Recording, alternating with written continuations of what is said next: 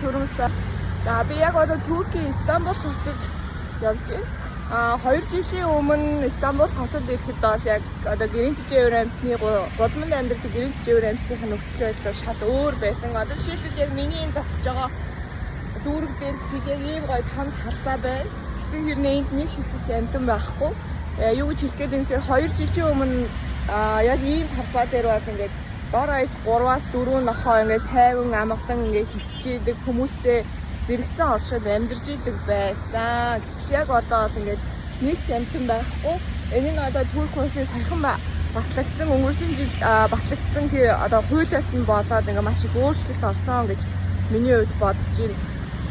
Амьтад яг ингээд гоё зэрэгцээд хамтдаа амьдарч болдог, амьтдыг хайрладаг байсан бол тодорхой хэмжээний одоо шээлтер ч юм уу те байгууламж руу явуулаад тэр амьтдын нөхцөл байдлыг сайжруулна, эсвэл одоо өөрчлөн гэж харж байгаа тэр энэ алхам бол өөрөө ерөөсөө